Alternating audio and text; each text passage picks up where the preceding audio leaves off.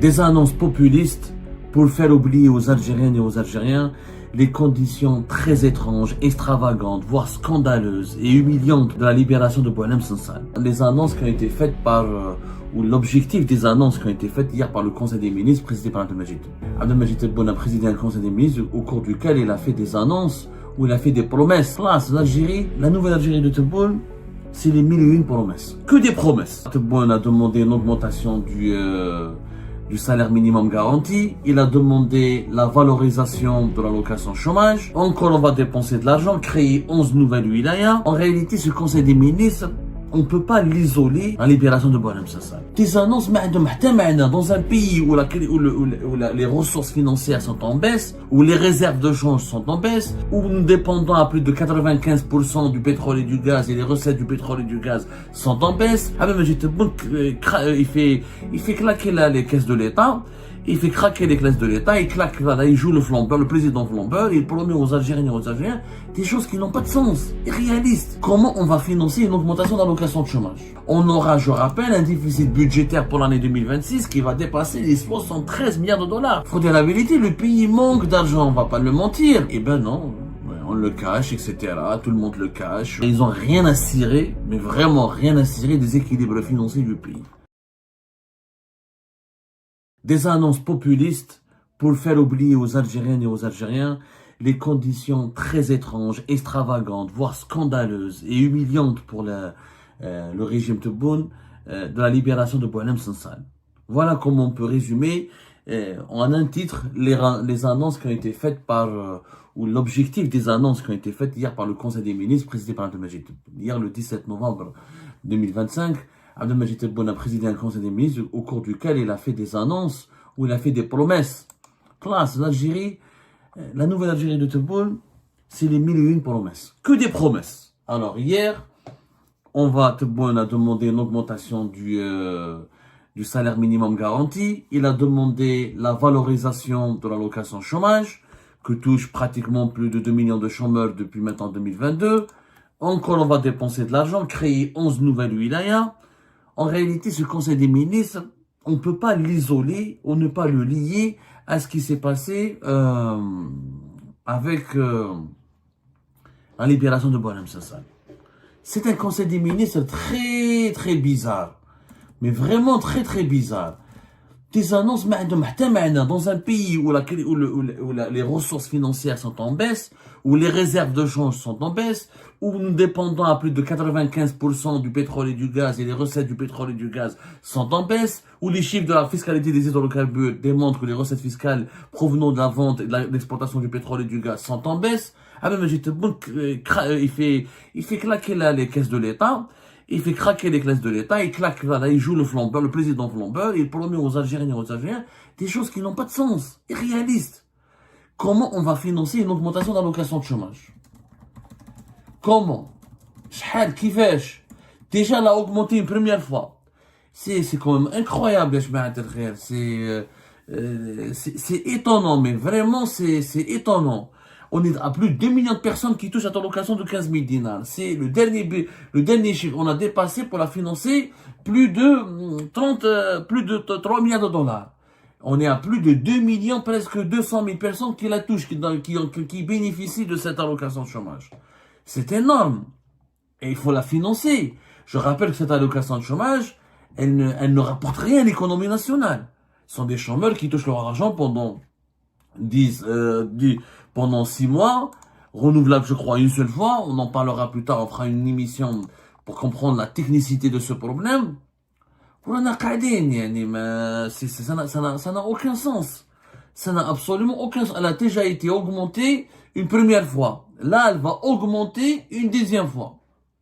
Sans parler des dépenses étatiques, des dépenses de l'État, les dépenses publiques, qui ne cessent d'augmenter. On aura, je rappelle, un déficit budgétaire pour l'année 2026 qui va dépasser les 73 milliards de dollars. L'équivalent de presque 74 milliards de dollars. La différence entre les recettes et les dépenses de l'État en Algérie seront de l'ordre de 73,8.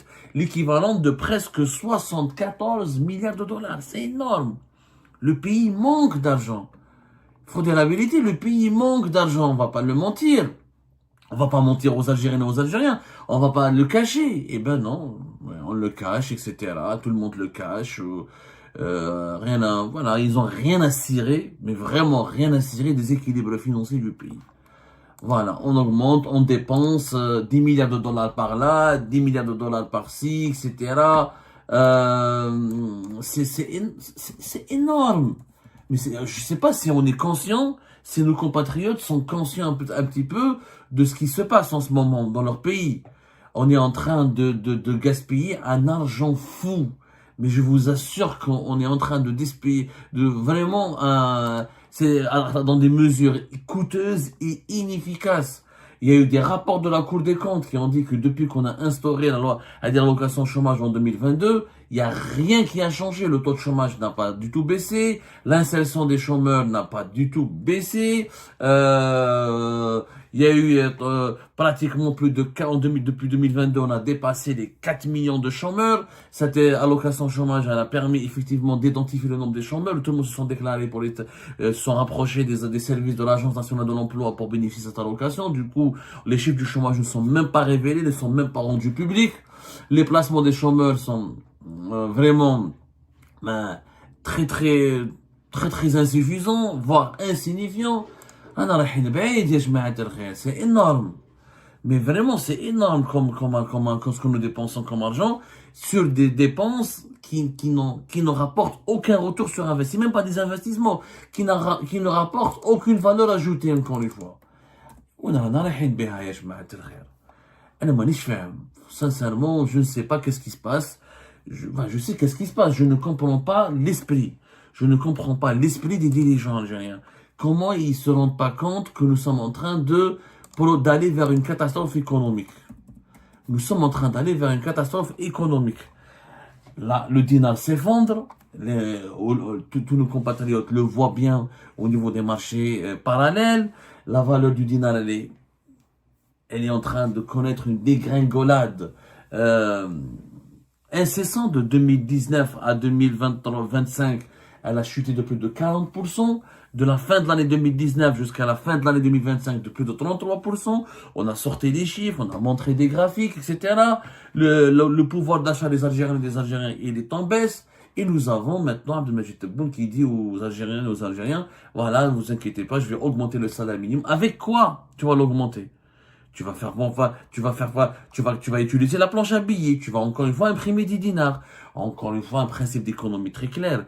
Cette création de monnaie, à chaque fois qu'on imprime des billets en dinars, sans créer des richesses, c'est-à-dire sans les justifier par des nouvelles sources de richesse, par des nouvelles sources de création de richesse, sans les justifier par des nouvelles exportations diversifiées, sans les justifier par une production de biens et de services. On va aggraver l'inflation et on va aggraver la chute de la valeur de la monnaie. Le dinar va valoir 1 euro, va valoir plus de 300 dinars au début de l'année 2026 à ce rythme-là. Parce que déjà, avant même ces annonces populistes dans la mesure où elles ne régleront pas les problèmes du pays, elles vont l'aggraver, elles vont aggraver les déséquilibres financiers du pays, et elles n'apportent pas de solution sérieuse. Ce n'est pas le chômage. Pour régler le problème du chômage, il faut créer de l'emploi, pas donner une allocation. Il faut créer de l'emploi. Le salaire minimum, pour l'augmenter, c'est pas à l'État de le décider. Il faut qu'il y ait une croissance économique. Il faudrait que les entreprises, on les laisse travailler, on les laisse créer de la richesse, on les laisse créer de la croissance pour qu'elles puissent elles-mêmes, ces entreprises, recruter et augmenter les salaires de leurs salariés. C'est pas l'État qui décide de prendre de l'argent, d'imprimer de l'argent et de distribuer ce qu'il va imprimer sur le reste de la population. L'État ne crée pas de richesse.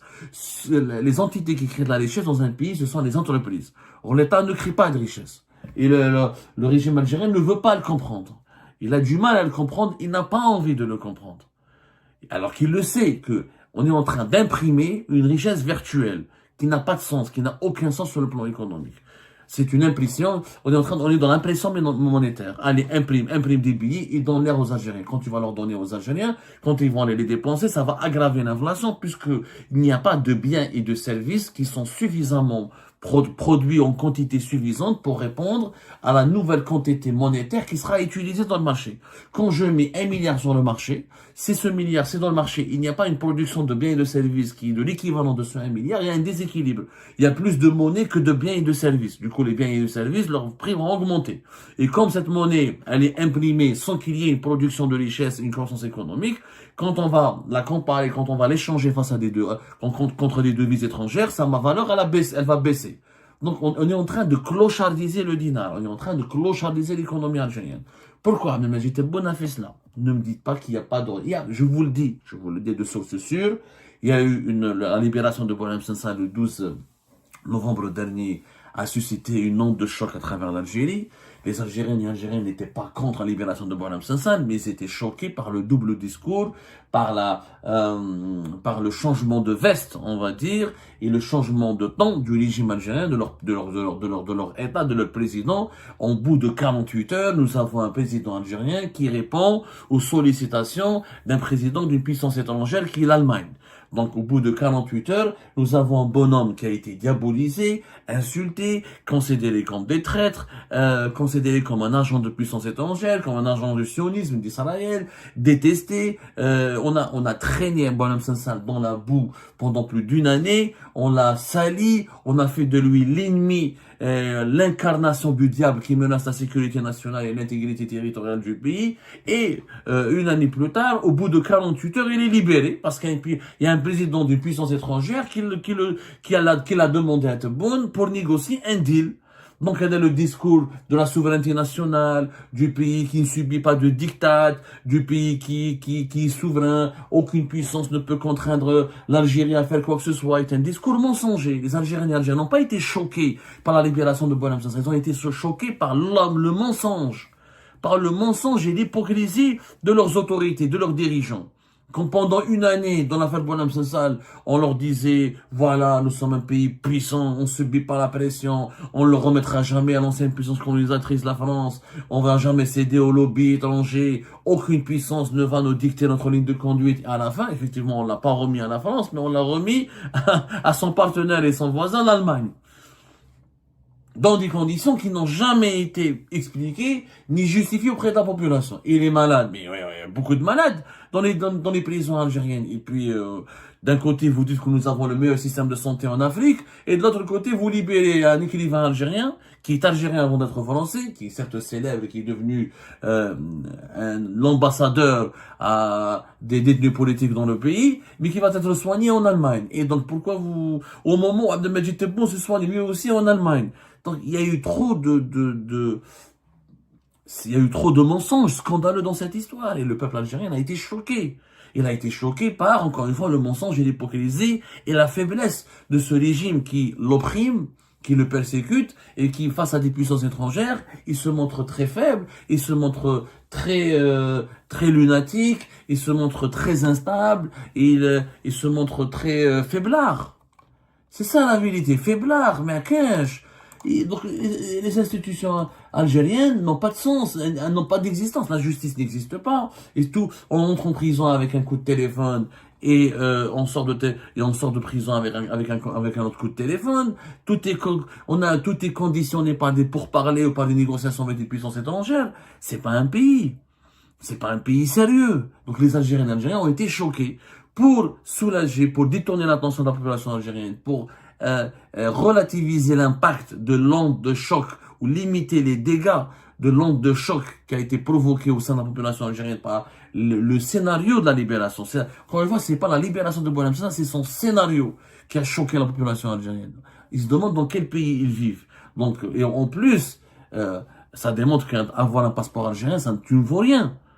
La libération de Boualem Sansal, elle a démontré que si on a une nationalité étrangère, on peut s'en sortir face à l'arbitraire, face à la persécution et face à la hogra en Algérie. Mais si tu es uniquement algérien, comme Saïd Narza, comme les anciens ministres de l'époque de Bouteflika, comme Abdelwahid, le journaliste Abdelwahid Blam, comme Belghit, l'historien écrivain Belghit, et comme plusieurs autres détenus d'opinion, et d'autres détenus pour Mohamed Tajadid, eh ben, on peut crever en prison, on peut mourir, que même si on est malade, on peut mourir comme Tarek Bouslama, l'ancien PDG du groupe Imital, qui est mort au début du mois de juillet 2025 en prison. Et donc, ils sont simplement algériens. Donc, les Algériens ont été choqués aussi par parce qu'ils ont pris conscience qu'ils sont, eux, des sous-citoyens. Pour être un citoyen respecté en Algérie, il faut avoir une double nationalité. Il faut être lié à une puissance étrangère. Quand tu es uniquement algérien, que tu n'as pas une double nationalité, tu n'es pas lié à une puissance étrangère, tu es un sous-citoyen. Donc c'est normal qu'ils ont été choqués. Face à cette onde de choc, qui a provoqué, donc qui a remué l'opinion publique, Abdelmajid Tebboune devait trouver une formule magique pour créer, pour sortir de l'impasse, pour genre détourner l'attention, faire plaisir à la population, faire croire à la population qu'il pense qu'elle est au centre de ses préoccupations. Voilà, pour satisfaire un petit peu, pour caresser la population dans le sens du poil, pour calmer sa colère. Alors pour calmer sa colère, on augmente le salaire minimum. On augmente l'allocation chômage pour les millions, pour les plus de 2 millions de chômeurs qui sont en train qui l'aperçoivent. On va créer 11 wilayas et on donne des instructions que des annonces. Quand on lit le communiqué du Conseil des ministres, que des annonces. La nécessité d'un contrôle permanent et continu des places des espaces publics en termes de sécurité d'hygiène à travers les différentes wilayas du pays, imposer aux propriétaires de véhicules de transport public et privés de respecter les conditions d'hygiène dans les différentes villes et sur toutes les lignes, notamment à Alger, dans les wilayas touristiques, que des annonces. Et il y a un opposant qui a apporté, il y a une personnalité politique qui malheureusement elle est réduite au silence et elle est placée sous contrôle judiciaire depuis plusieurs années maintenant et qui est particulièrement visée par le pouvoir algérien pour ses positions honorables, etc. et qui fait l'objet donc d'une interdiction de prendre la parole dans l'espace public et qui s'exprime uniquement sur les réseaux sociaux, c'est Mohsen Belabès qui a fait une analyse brillante des dernières décisions du Conseil des ministres. Comme quoi, voilà, tout n'est pas noir en Algérie, tout n'est pas lugubre, tout n'est pas sinistre, tout n'est pas perdu. Il y a encore des personnalités, d'un certain niveau, il y a encore des intellectuels, il y a encore des personnages il y a encore des Algériens et des Algériens qui sont avertis, qui sont intelligents, qui sont sages et qui peuvent apporter des solutions au pays. Regardez ce qu'il a dit, Mohsen Belabès, dans une publication qu'il a hier sur sa page Facebook. Gouverné par l'annonce, la crise silencieuse du pouvoir algérien. À lire le dernier communiqué du Conseil des ministres, un constat s'impose. Derrière l'apparente effervescence des décisions, une crise plus profonde se révèle. Une crise silencieuse, celle d'un pouvoir qui gouverne par l'annonce plutôt que par l'action. Chaque semaine, une avalanche de promesses tient lieu de vision, un futur hypothétique, remplace une politique et l'Algérie que l'on présente comme victorieuse. Et l'Algérie que l'on présente comme victorieuse demeure figée dans un récit officiel, sans rapport avec le vécu des citoyens, rythmé d'événements historiques et de premières depuis l'indépendance, tandis que le quotidien, lui, stagne, parfois même recule. Le pays se projette sans cesse dans l'avenir, mais peine à produire du présent. Que des annonces. Mais les gens Abdelmajid Tebboune au pouvoir, on a les annonces. On va faire ceci, on va faire le plus grand projet, on va faire ceci. L'Algérie va devenir une grande puissance, on sera la première puissance en Afrique dans quelques années, on aura un PIB de 400 milliards, on aura le train le plus long du monde, on aura le logement le plus beau du monde, que des promesses, alors que dans la réalité, rien n'est fait. Tout se dégrade, tout recule, la pauvreté augmente, le chômage augmente, le pouvoir d'achat s'effondre, la monnaie algérienne, sa valeur s'effondre, les réserves de change s'effondrent, la croissance économique, elle reste faible, les chiffres officiels sont dans le mensonge éhonté.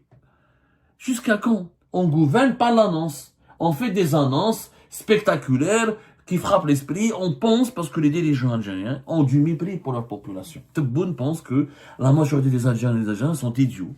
les masses populaires. Il se dit que les masses populaires sont des idiots, sont des médiocres, n'ont pas de cerveau, n'ont pas d'esprit critique, qu'il y a une minorité d'opposants, une minorité d'intelligents. La plupart d'entre eux sont en prison, d'autres sont menacés et persécutés, les autres sont surveillés. Donc eux, ils ne constituent pas un danger. Il reste les masses populaires. On va les bombarder d'annonces, on va les manipuler, on va les désinformer, on va leur faire croire que créer une nouvelle wilaya, ça va changer leur vie. On va leur faire croire que dans une meilleure allocation de chômage, ça va réduire leur malheur et ça va réduire et ça va changer ça va changer leur vie. On va leur faire croire qu'augmenter un petit peu le salaire minimum alors que le dinar lui-même, ça va leur s'effondrer. Ça va changer leur vie. En réalité, ce ne sont que des promesses sans lendemain, que des mesures populistes dont le seul objectif est à chaque fois pour le régime Tebboune est de détourner l'attention de la population et de la société civile des graves scandales qui sont générés par la mauvaise gouvernance du pays. Je vous le dis, je vous l'assure, que le Conseil des ministres du 17 novembre 2025 a une relation directe avec l'onde de choc et l'indignation nationale provoquée par le scénario, encore une fois, de la libération de Boualem Sansal du 12 novembre dernier. Les Algériens ont découvert qu'ils étaient des sous-citoyens, qu'on se foutait de leur gueule, que leur pouvoir était un pouvoir de menteurs et d'hypocrites, et que face à des puissances étrangères, ils sont prêts à dealer, à négocier n'importe quoi, que le discours souverainiste musclé n'est qu'un instrument de manipulation. Et Abdelmadjid Tebboune a voulu vraiment limiter l'impact de cette onde de choc en faisant des annonces spectaculaires comme ça. J'augmente les salaires, j'augmente l'allocation de chômage, aimez-moi encore, appelez-moi encore Ahmed Tebboune, ne me détestez pas, oubliez l'affaire de, comment on appelle ça? Oubliez l'affaire de Boualem Sansal, ce n'est un non-événement, c'est une affaire diplomatique, ça ne vous concerne pas. On ne peut pas gouverner un pays comme ça. Le populisme n'a jamais aidé un pays à préserver sa sécurité nationale. Le populisme n'a jamais contribué réellement au développement d'un pays. Le populisme ne fait que aggraver les problèmes et ne fait que renforcer le sous-développement d'un pays. Parce que le populisme renforce l'inefficacité, il renforce l'inutilité, il conforte la médiocrité. Et ben voilà, c'est la fin de cette vidéo. Je vous remercie toutes et tous, comme d'habitude, pour avoir suivi la vidéo jusqu'à la fin. N'oubliez pas de nous laisser vos commentaires et vos réactions sur le sujet de cette vidéo et de partager le contenu si ça vous intéresse. Et je tiens toujours à remercier nos abonnés et les personnes qui réagissent de façon régulière sur nos vidéos et qui nous suivent et qui nous laissent des commentaires. Donc merci beaucoup pour votre dynamisme et pour votre sens de partage et de discussion. Donc voilà, sans vous, ce contenu n'a pas vraiment de valeur sans cette communauté qui ne cesse de s'accroître. Donc merci beaucoup et à la prochaine dans une nouvelle vidéo. Au revoir.